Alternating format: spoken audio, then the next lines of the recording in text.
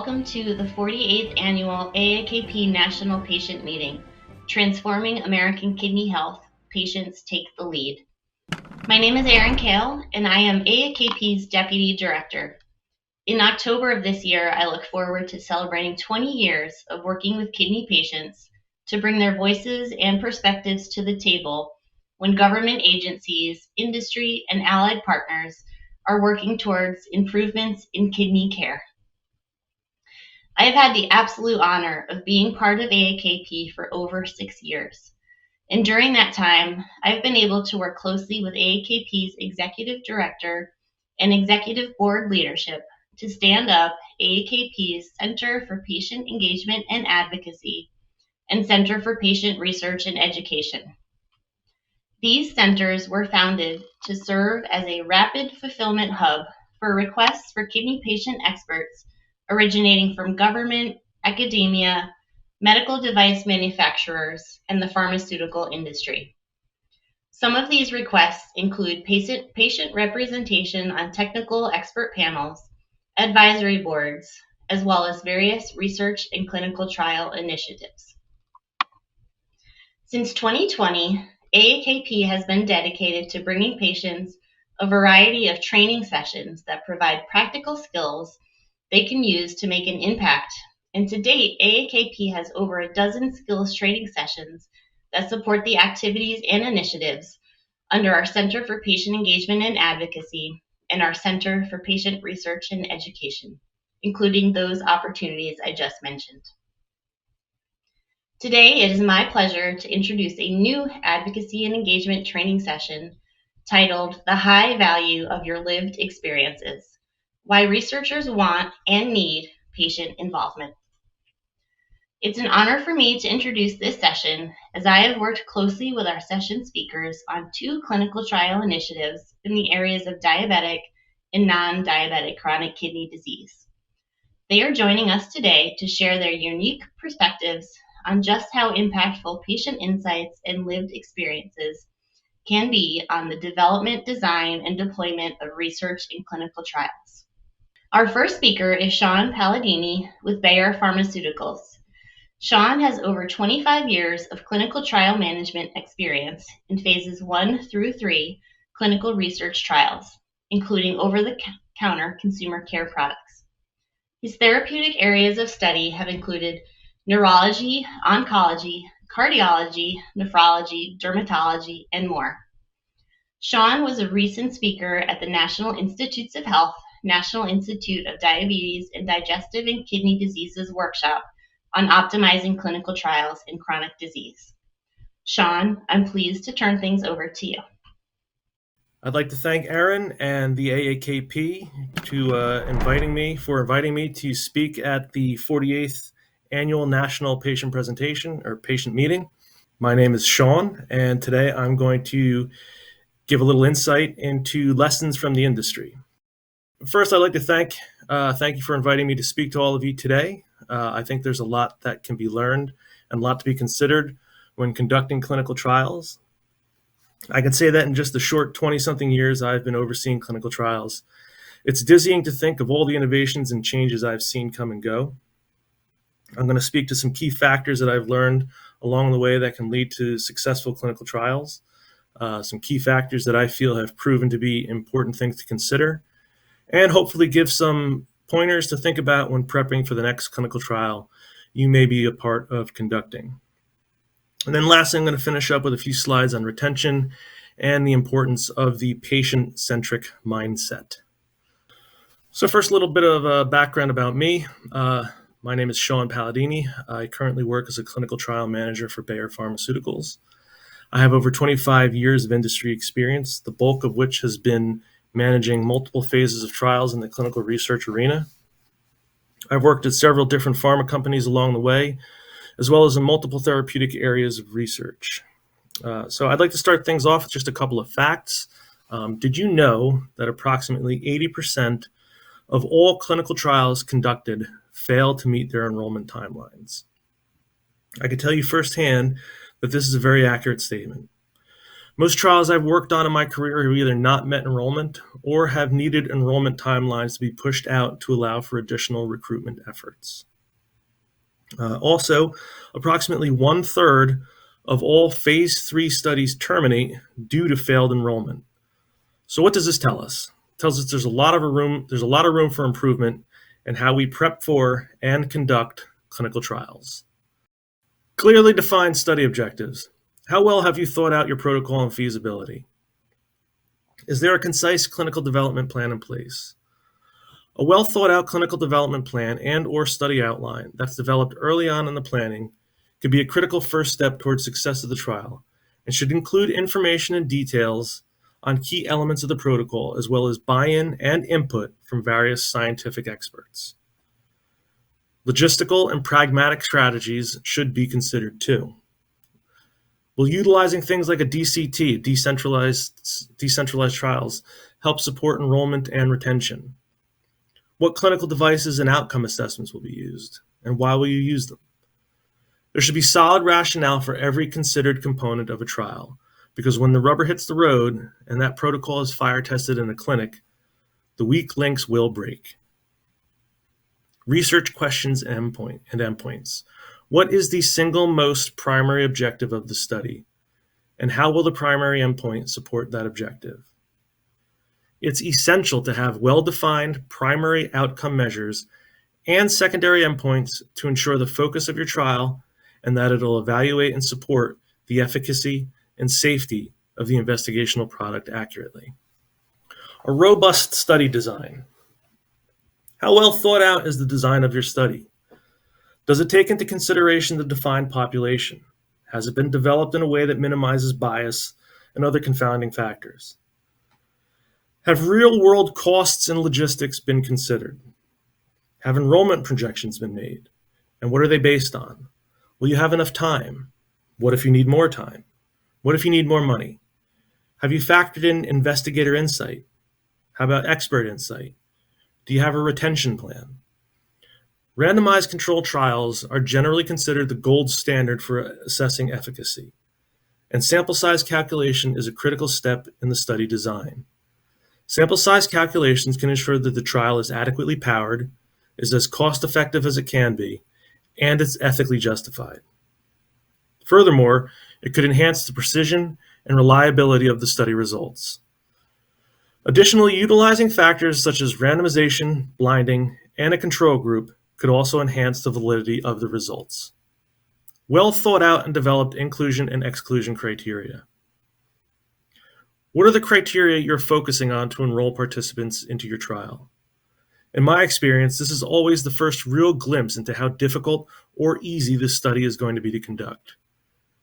Criteria that appear to look good and make sense on paper may not always be what the reality of the in-clinic patient presents as. For example, something as simple as a 50-point difference one way or another in an inclusion-exclusion criteria lab could make or break getting the study fully enrolled on time. Not to get ahead of myself, but this is where critical investigator and/or expert insight should come into play in the development of the protocol criteria. Balancing the inclusion and exclusion criteria is crucial to selecting a representative sample that reflects real-world, key phrase there, real-world patient population.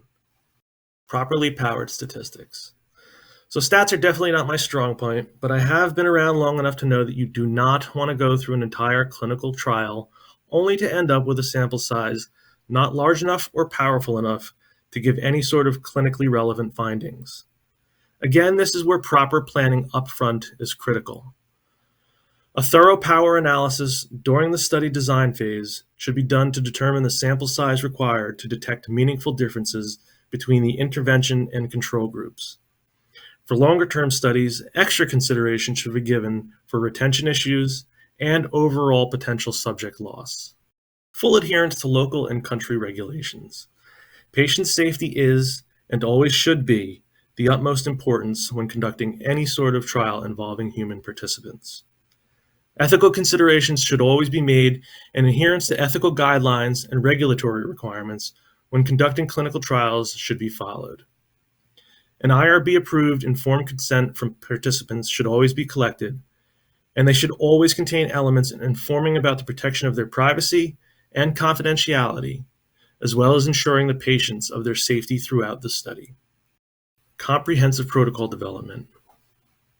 It's critical to develop a detailed and comprehensive study protocol that outlines the trial's objectives, methodology, participant selection criteria, intervention details, outcome measures, and a statistical analysis plan. A well-structured protocol will help maintain consistency during the trial and provide guidance to investigators and study personnel. A poorly structured protocol can be a recipe for disaster. Some tools that I find extremely helpful in the development of a study protocol can be categorized into 4 major areas of insights. And this is sort of what I hinted at before, including insights from multiple areas. So the first area of insight is what I call investigator insight. And this should include direct feedback from high-performing study sites on specific areas of the study protocol. This insight is very important as they are the front line and see what is the real-world setting day in and day out in the clinical environment. Now, this naturally includes investigator feedback, but also extremely important is feedback from site coordinators and study nurses. The next area would be expert insight. Expert insight should be utilized to provide an unbiased view and review of the study concepts, and these are typically provided by key opinion leaders and subject matter experts. The next area of insight would be patient insight. Patient insight can give feedback on study aspects as they relate to the disease and complexities that may be involved in study participation from the eyes of the study patient. They're valuable in giving feedback on study design, patient needs, as well as burdens that the specific patient population may face. In the current trial that I'm managing now, I've used patient ambassadors and patient advocates, and they have been very beneficial aspects of our study team in terms of enrollment, trial awareness, and retention. If you take anything away from this, it would be not to underestimate the importance and value added by input from patient insight. It is very helpful. And then the final and fourth area of insight when developing a protocol would be data insight. Data insight experts, both internally and third-party vendors, can help more accurately guide and advise on the stats plan to be implemented in the study design. Add to that the use of previously collected data, as well as various modeling tools to complement and compare your protocol to other similar protocols in specific therapeutic areas. These can be used to help validate recruitment assumptions and randomization rates. A well-oiled data management and electronic data capture system. Effective data management incorporates and implements robust data management procedures, including standardized data collection tools, regular data quality checks, and secure storage. Using a well-tested EDC whenever possible can dramatically help streamline data collection, enhance overall data accuracy, and facilitates analysis. And your study coordinators at the sites will love it too. Quality monitoring. I've come to learn and appreciate just how critical to a study's success quality monitoring can be. Just like a well-written protocol, it could literally be the difference between a study site knocking your study out of the park and becoming a top performer, or putting your trial on the back burner and never giving it the time and attention it needs. Executing a clear monitoring plan can ensure compliance with the protocol, good clinical practice, and regulatory requirements. High-quality monitoring not only involves regularly monitored data collection, adverse event reporting, and protocol deviations, it also allows the study monitor to be present on-site and act as an advocate for the study and to keep the study at the forefront of the staff's attention. And finally, risk-based monitoring. Risk-based monitoring can be an entire presentation all unto itself, but making the use of a risk-based monitoring approach can allow the study sponsor to improve the efficacy, efficiency, quality, and success of the trial by optimizing resource allocations and enhancing the ability to detect and mitigate potential issues. So for those of you not completely aware of what risk-based monitoring is, it's basically measures taken to streamline and optimize error detection to help investigators more quickly and effectively mitigate risks or address errors before they compromise the quality of the trial.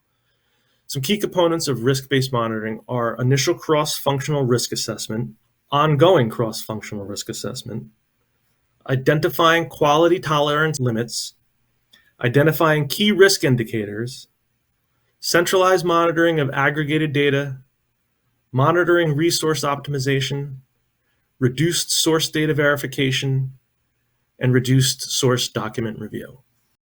Regular communication, both internal and external. Communication is a factor that I find is becoming a bit of a dying art. That being regular, human-to-human collaboration and communication. As a trial manager, I make it a point to foster effective collaboration and communication among all the stakeholders on my trial. And this includes researchers, clinicians, participants, cross-functional teams, and regulatory bodies. Clear and transparent communication helps resolve issues promptly and ensures the smooth execution of the trial. If I don't know how to do something or I'm unclear of something being asked of me, I will flat out say, I don't know how to do that. But I'm darn sure we'll try to figure out how to get the issue resolved. I think verbal communication strengthens the bonds among team members, both internally and externally, and has been somewhat of a little secret weapon of mine in an ever-growing digital chat and email world.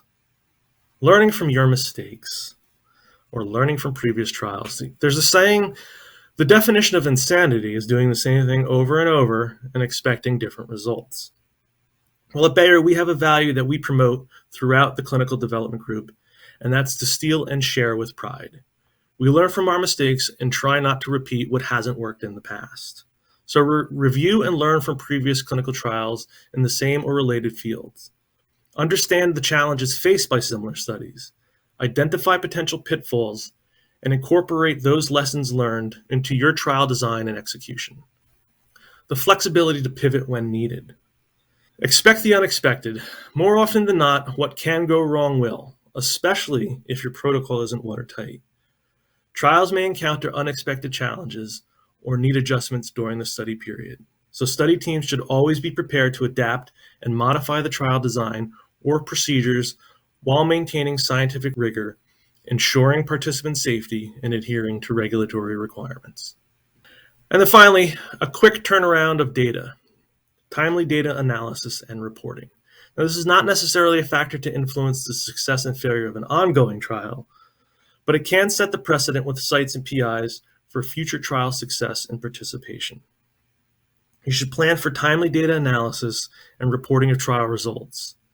Establish predefined analysis plans to minimize the risk of bias and data-driven decisions. Investigators and sites that know they'll quickly see the fruits of their labor may be more apt to be high performers again for future studies.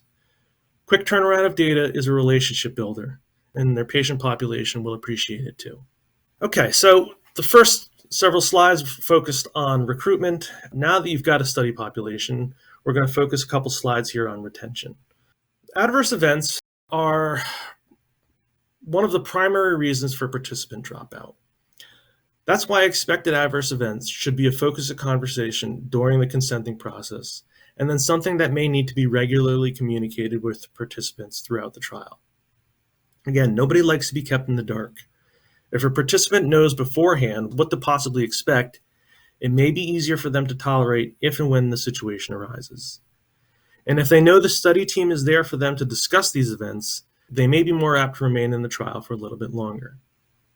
If a temporary drug holiday is an option for the study, the subject may not be aware of this. So it's always important to discuss what other options other than discontinuation there are. Efficacy, or more importantly, perceived lack thereof. This can be a retention issue. That's why level setting expectations is very important. Oftentimes, if a patient doesn't feel like the investigational product is doing anything, they may feel less inclined to continue their participation. So share with them what they should possibly expect during the course of the trial. Or maybe even share with them their lab results and any trends you may be seeing as they progress throughout the trial to help keep them engaged. Remind them of the possibility that they may have also been randomized into the placebo group, but that the information from the placebo group is just as important to the overall data of the trial. And most importantly, the overall good the research that they are a critical part of is providing. Subject burden. A clinical trial could be a long-term commitment that can quickly turn to burden, especially for a patient population. A little logistical forethought can go a long way in keeping retention high in a trial. Setting up means to offset the burdens, such as providing travel to and from the clinic or travel reimbursements, should always be considered. Decentralized trials with in-home nurse calls and telehealth visits should also be explored. And above all, communication with the participant is key. A simple discussion with the participant about how they're feeling, how their situation is going as a participant in the trial. Is there anything they feel they need to help them remain a critical component to the success of the study? Focusing on the soft skills like these could often have the most important impact on the success of your trial. And finally, again, trial design. Thinking about how the design of your trial will affect the everyday life of the trial participants. Simple things such as grouping assessments into a single visit versus multiple assessments spread across multiple visits, or even hours upon hours in the clinic during the study visits, could literally mean the difference between your trial successfully retaining a higher percentage of the participants versus not being able to finish with enough subjects to even power usable results. So just to bring it home, this is where the use of patient insight can really show its value when taken into consideration during the design phase of your protocol. And that's it. So I would like to thank everyone for allowing me to present some of these key factors that I find important and helpful in the conduct and design of a clinical trial, as well as the retention and the importance of a patient-centric philosophy. Again, thank you, and have a great day. Shawn, thank you for sharing your insights and best practices for involving patients in research. We'll now hear from Dammeon Marshall, AAKP Ambassador and chronic kidney disease patient. Dammeon is a social worker and has always expressed a genuine interest in helping people. As an advocate for education, health, and wellness, he volunteered with the Big Brothers Big Sisters program, helped raise his brothers and sisters, and developed community resources for public agencies. In these social ventures, Dammeon assisted children and families to improve behaviors, grades, and attitudes through positive dialogue that resulted in a greater understanding of their power and self-worth. While excelling in his studies, Dammeon was diagnosed with chronic kidney disease in 2012. He went through periods of grieving the mere thought of experiencing kidney failure. In October 2016, he made a conscious decision to push forward, and he re-enrolled in school to pursue a doctorate in social work at Capella University. In 2019, Dammeon discovered his purpose, and he became an AAKP Ambassador after attending his first national patient meeting. Throughout his work with AAKP, Dammeon has been a peer mentor in a recent AAKP PCORI-funded research project, presented during a number of AAKP webinars, and joined the Patient Advisory Council for an upcoming clinical trial. Earlier this year, Dammeon's dissertation was approved, and he became Dr. Dammeon Marshall. We congratulate him on his published work titled Positive Psychology Practices with African Americans, Managing Chronic Kidney Disease and Stress. We are so pleased to have Dammeon joining us for this session. I'll turn it over to him. Thank you, AAKP and Erin, for inviting me. I'm so happy to be here today. Hello, everyone. My name is Dr. Marshall, and today, briefly, I will discuss the importance of patient involvement in research, and hopefully we will understand or take away that our perceptions, experiences, or insights may or will disproportionately impact the kidney community on various levels. So here, we want to just really review and state the obvious. First, clinical trials are necessary. And so what I would like to do is to really break this down into different levels. All right. So clinical trials are necessary, which operates within the micro system. That includes government, companies, education systems that assist with maintaining the safety and well-being of us, you, and our ecosystem. That includes establishing social norms, policies, and laws to protect not just myself and you, but others. Next, we have clinical trials to help others, which operations within the microsystem. This includes myself, friends, family, colleagues, and our neighbors. That move us to the clinical trials can save loved ones. Absolutely. Again, we are operating within the micro level system. Next, we have clinical trial gives you access to new treatments and operates within the both the macro and the meso levels. And so here is when we have the state and local hospitals, clinics, communities, centers, and nonprofit agencies that provide access to treatment or may fund new treatments that are available. Lastly, we have clinical trials need participants from all backgrounds to participate. Again, this is something that we truly, truly need. And with that said, with this particular system, which is the micro system, it allows us to take advantage and build a village, which ensure that we have groundbreaking treatments that will potentially increase life expectancy and decrease physical and psychological challenges associated with chronic kidney disease. And so I want us to focus on U, the acronym U, which means yearn objectively to understand. Hesitation. That is really, really big among the minority community because the minority community have dealt with injustices and also have dealt with inequalities and inequities. And so with that said, I want to talk about the past, the present, and the future. So many of you all may know, have heard of the Tuskegee study. And in that study, Black men were dying from syphilis, and the doctors had the cure, but they would not necessarily treat these individuals. Now, this is a new one. I haven't heard this until I just recently read up on it. Henrietta Lacks. She was a Black female who had cancer.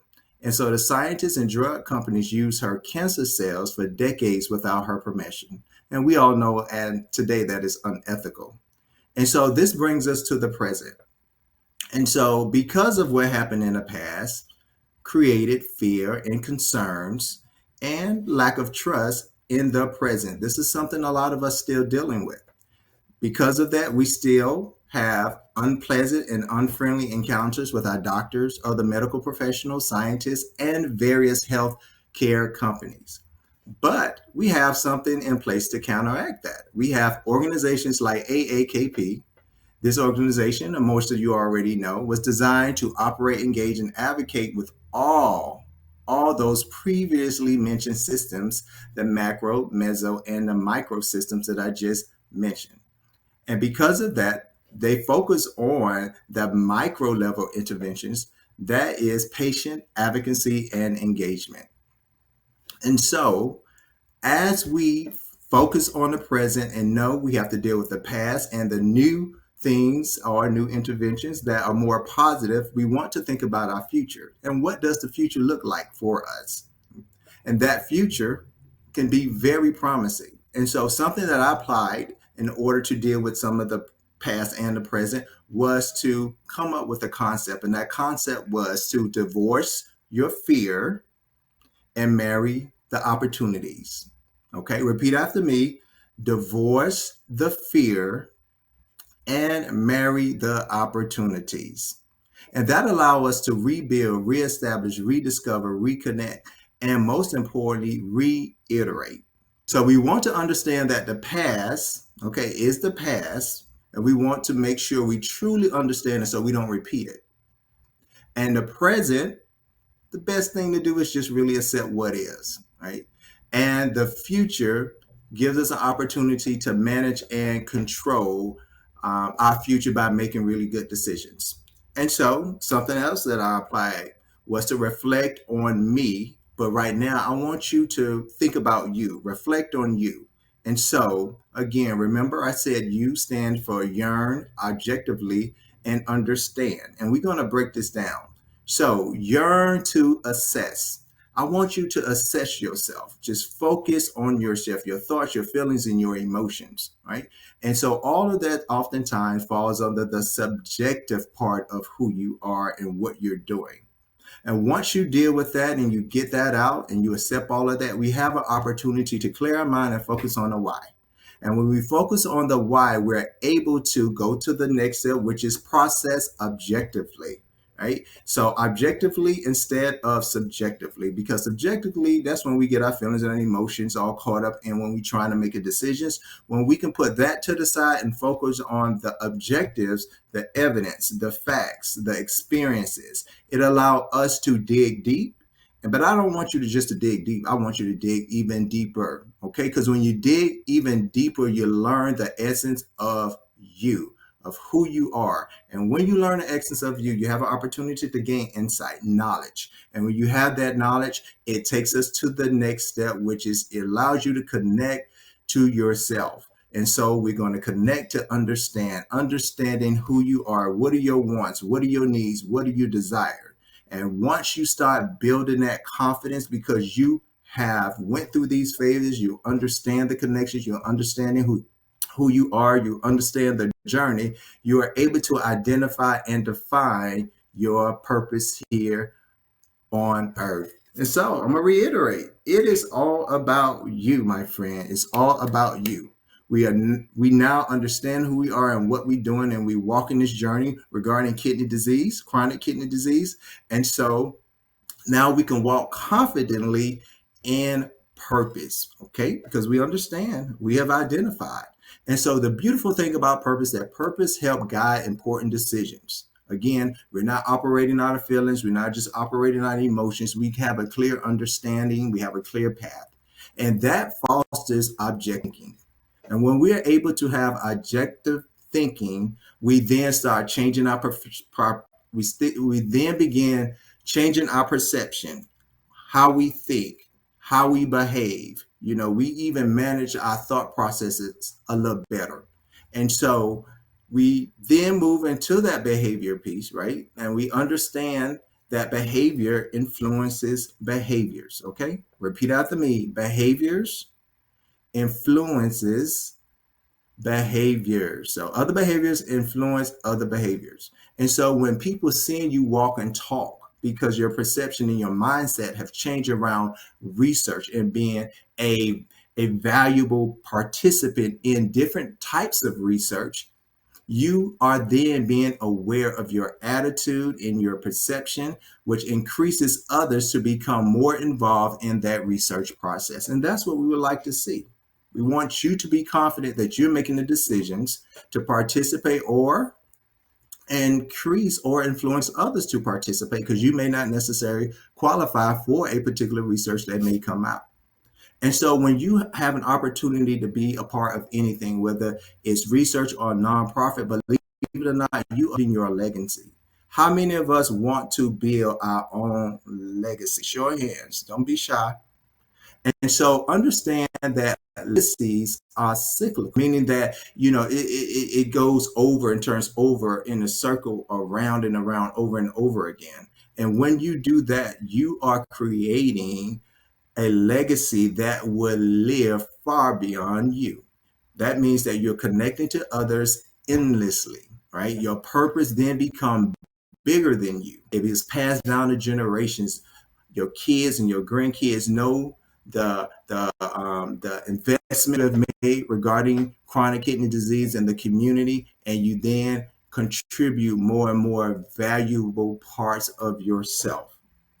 And so when you contribute parts of yourself, right, that means you start deepening your understanding, your relationship with all of those around you. And so I say all of this, why? Okay? Why? Because involvement and participation is very important when it comes to research. Now, I'll be honest, it took me 7 years to go through this process. I hope it don't take you that long, but I finally got through the process when I realized that my voice mattered, others mattered, and whatever I do will impact someone else. I didn't want anyone else to have to go through some of the things that I have gone through. And so I got involved. So you may ask, Dr. Marshall, what does that look like? Listen, you have so many opportunities to be involved. You have organizational membership, being a part of AAKP or any nonprofit organization. You can volunteer, always helpful. You can inquire or register for clinical trials, right?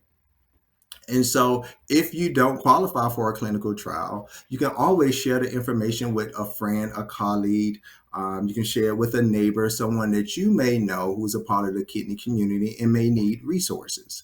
And then that will lead you to recruitment. Recruitment is always important. We need, or I ain't gonna say need, we would like to have a diverse population when it comes to kidney disease because so many of us, especially minorities, are impacted.